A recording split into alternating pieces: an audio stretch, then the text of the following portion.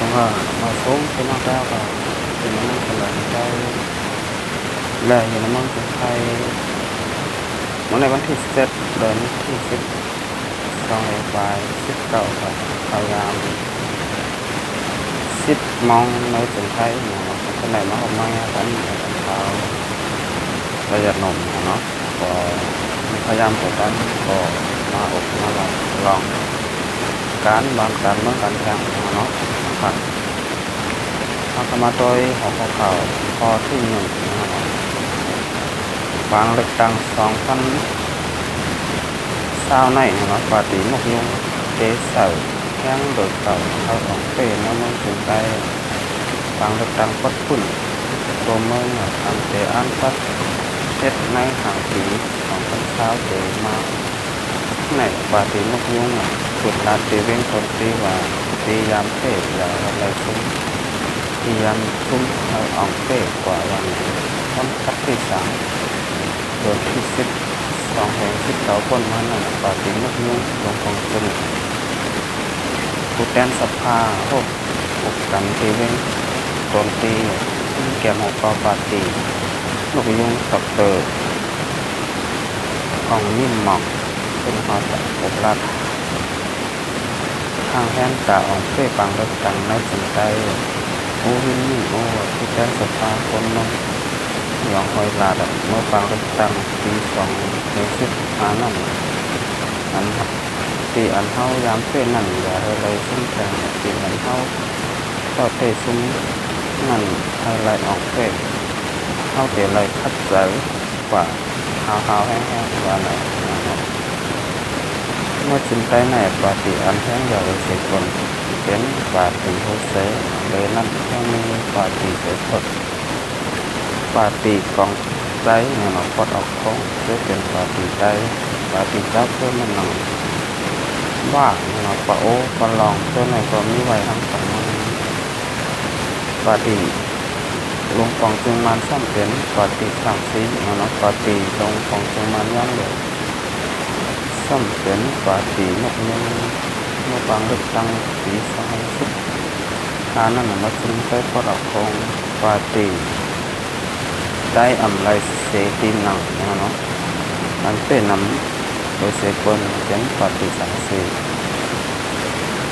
ตามมาซ้ำเป็นปาฏินกยุงเมื่อจึงได้ปลดออกปลดการซ้ำปาฏิโฮเซอองเป้ไลตีนังนำเสตาปาฏินกยุงปาฏิสังสีปาฏิเจ้าเคยหลายเจ้าเคยนั่นไลตีนำอยู่ข้างใต้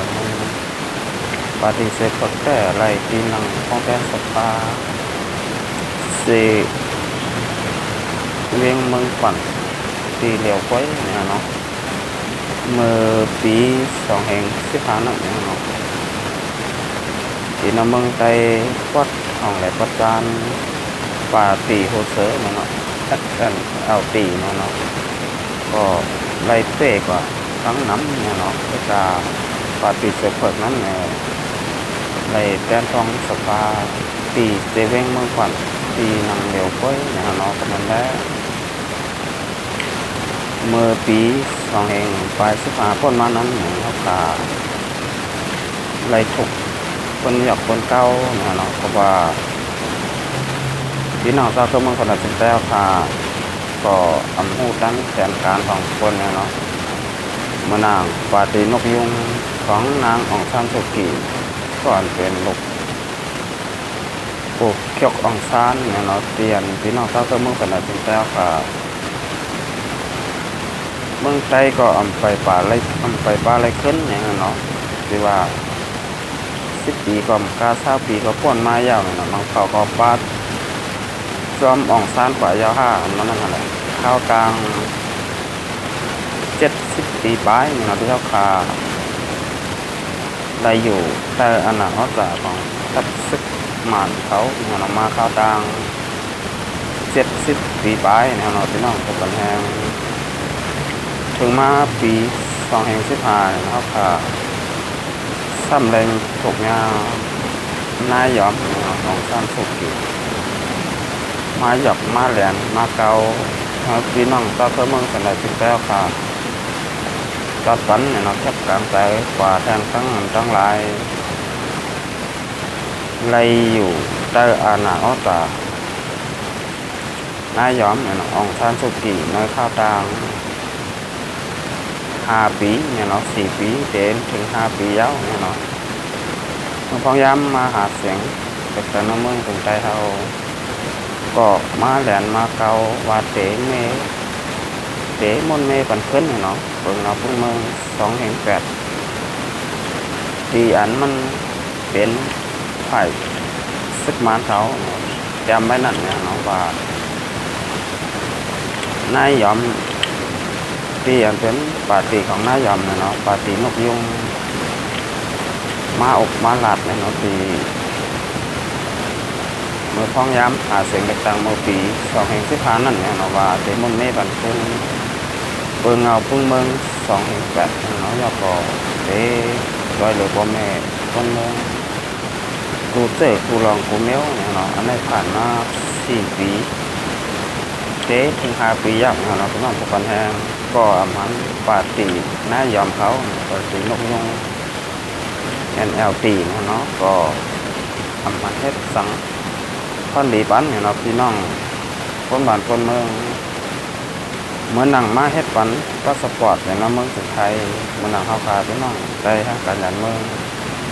ก็มาเฮ็ดปันเป็นพาสปอร์ตขาวเฮ็ดสังก็ไม่ได้เนาะเฮ็ดก็ขับขี่ก็ไม่ได้ฮะเหมือนหนังพาสปอร์ตสีอายในเนาะสีเขียวในเนาะเป็นผลงานของป่าตีนกยุงเขาเนาะที่อันเป็นหลวงปองตึงอยู่ย่ามเดียวเนี่ยที่มีง่ายอ่องสั้นสุกิอ่อนเขาเนาะก็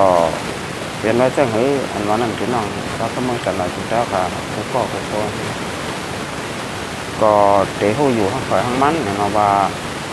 ลงปองปืนเปลี่ยนนายยอมของท่านสุกีอ่อนโหไนเนี่ยแคมแบบหรืองามอยู่ข้าห้าเนี่ยเนาะแค่แต่พี่น้องเราก็มึงสั่นหน่อยถึงเจ้าค่ะทุกข้อทุกคนไรอยู่ดีเชื้อสักกันกูก็กูก้นอยู่ข้าห้าเนี่ยเนาะคาร์บอนมาแต่ได้ตกตั้งหยับผึดนี่ฮะเนาะก็ว่ามาเฮ็ดปันก็สปอร์ตสีเขียวสีอายใจก็มได้ค่ะพี่น้องทุกคนแห้งก็ว่าเฮ็ดใบขับขี่ก็มได้เตะซื้อรถซื้อกาก็มได้ค่ะซ้ำเป็นมาจังเฮ้ซ้ำไรเมื่อเปลี่ยนเป็นแรมสีแหลงเราตีตากิเล็กเนาะก็เสียงเงินเสียงทองก็หลาย5-6 พันเนาะกำลังแรกสั่งมาถึงมาปี2/20ในเดพี่น้องเราก็มั่งแต่เราเป็นเจ้าค่ะผู้พ่อผู้คนที่อยู่ในเมืองจึงใต้เลยอยู่ในเมืองสุดไทยเดตัดแคบกลางใจปันป่าตีนกยงเตียนนายอองซ้ำสุกีออนโนแทงอยู่ท่าห้าเนี่ยเนาะอันนี้ก็พ่นใจทางฝ่ายอังมันพ่นดีงามๆว่าถูกลีตัดแคบกลางใจปันป่าตีเจ้าเคยเอาคามันหนังหัวเสือแลฝึกท่าห้าเนี่ยอันนั้นเตะตัดปันปาตีแล้วเครื่องเปิ้นมันหนังปาตีสร้างซีแลนกยงแทงอยู่ทหารเนาะอันนี้ก็บนต้อยเนาะทางฝ่ายของมันเนาะจะเป็นมันสำหรับถึงแต้วขาดก็กบวนเนาะก็ทำให้ข้าวมันต้อยแดงพอข่าวพอที่2เนาะผู้ก้อนตับกองติด KPA ก็หนึ่งทุกผู้ให้ทำให้เจจุ่มเอากองยืดได้เนาะผู้มีสั้นตับกองตับซึกย่างฝึกเนี่ยนะกองพอนเนี่ยเนาะกองพอนปังเนี่ยเนาะทีมุกคดี4ที่ KPA ก็หนึ่งง่ายยืดได้ม้วนที่5วันที่10 2/19ป้วนมานั่นเนาะย่างกลาง7 โมงเราซึกสอเวงเนาะทูเราซึกสอเวทูอายุ49 ปีตับกอง9/9ตับซึกย่างฝึกกองฟันปังเนี่ยทีมุกคดี4ที่ KPA ผู้ให้ทำให้ซื้อจุ่มก็นึงเอากองนี้ถ่ายแห่งตายไปเห็นมันปอกใหม่หนึ่งเว้งก็กระดิดเนาะมึงยางฝึกในเย้าของตึกนั่งอยู่ตีนะเห็นมันนั่นผู้ให้ก็นึงเอากองนี้ใส่6 กำเสีย ปลายออกกว่าวันไหนหมักกองเต้งเงี้ยปุ่มอีกตั้งมือไล่หมัดเจ็บเท้าแห้งเลยเมื่อกองตึกส่งกว่ายดยาตีห้องยาเพราะก็เล็ดนั่นในลูกตายกว่าในเย้าน้องเตรียมผู้ก้อนซึกที่ KPA ก้อนซึกโซสตีลาดว่าเกี่ยวกับลองอันเจ้าซึกโซเวทูถูกคายหันตายในเป็นลองลูกชมหลงแต่ในตัดซึกที่ KPA มีอันเข้าคาเตผมพร้อมกันด้านผลิตมันอีกตั้งจะมีผลความอันมีตีเซเว่นก็เรียกเสียกดทัดจอมสับหาโพหายหนังหูปอเต๋อตีงับฟันตั้งพิษไหลในเย้ายังสิบลัดแทงมาย้อนคนอันเอาผลความถ่ายเห็นโดนตรงนี้จันตัดสิบ PKPA เอามาแลตรงนี้จันเขาซึกก้อนหนึ่งจังไรถูกคาแหมตายอย่างไว้หลังนั้นเขาคาเตะเพิ่มแถมพายผมลมกว่าในเย้าผ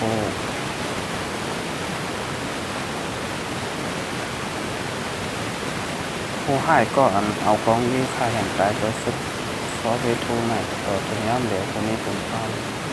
เขายังปล่อยตีงับไรวันไหนที่ KPA แน่เป็นจุ้งยึดป้องกันอันลงลายมือที่คงหมายกึดตึกจึงเมืองปัดตุ่น MGA ต้องลงของจึงตั้งแต่ปี2015พ่นมาในเย้าอันนี้ก็มันหนังว่าพ่นตีอันเอาปูนพรถ่ายห่มลมเขาเนี่ยเนาะ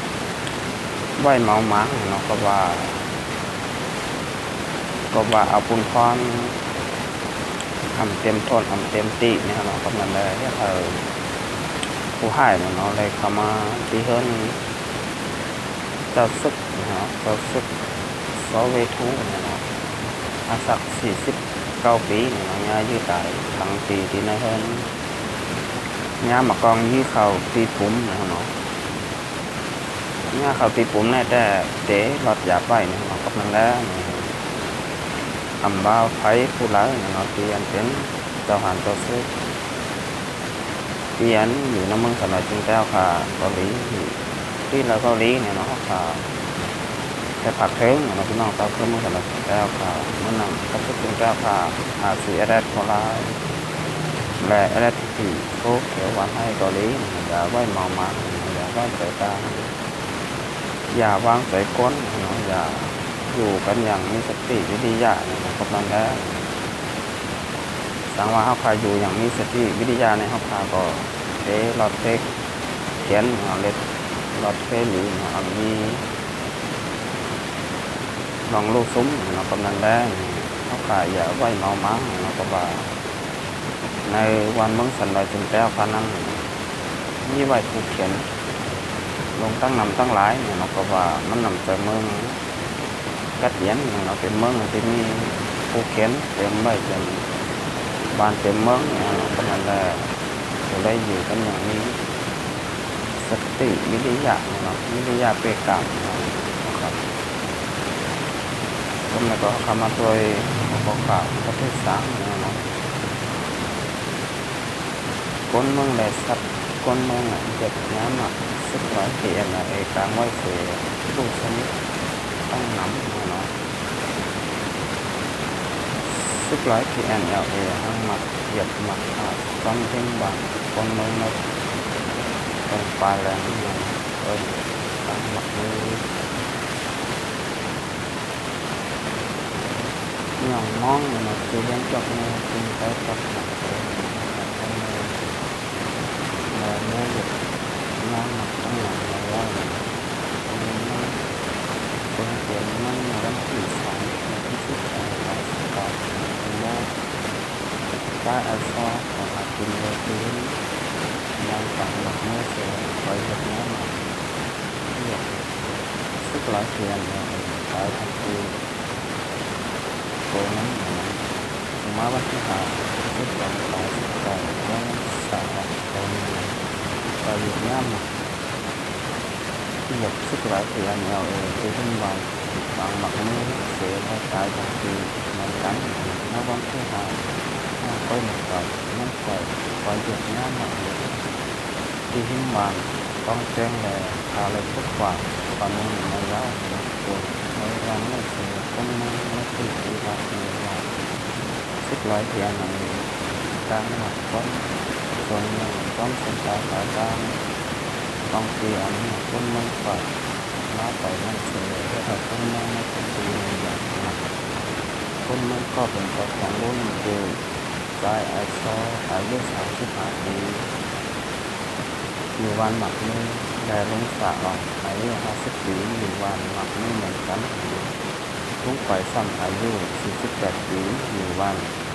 กองเต็งอย่างแล้วอันนี้ก็เห็นข่าวsức lái thì là nào tăng mặc với nó sẽ lên trong xem ta phải tăng thì anh này chỉ là con mơ khả và má này đây có quái này có đây việc nhá mặc còn này con mới này có đây việc nhá mặc nó cắn nó có biến thảo hại nó chỉ ngon và có mong cả là chúng ta cả vừa đang nó mơ trên cái tập phòng vừa đây dù là chính cái này có thời gian có lại cả cái này còn nó cái mà cách mà nhà cần làm con làm rồi tấm số mà thời gian học thì nó ra phải có con thì thầm mắt đây kích khá cái giờ mình đó có cái đánh cột đây cột xe cột tiệt tám bằng nắm này nó cao xe làm cái đây như thế này học má đang nắm nó rồi nước số này dân cái nào treo vào con nhưng nó còn lại tay này nó cũng thấy thì lý muốn cắn con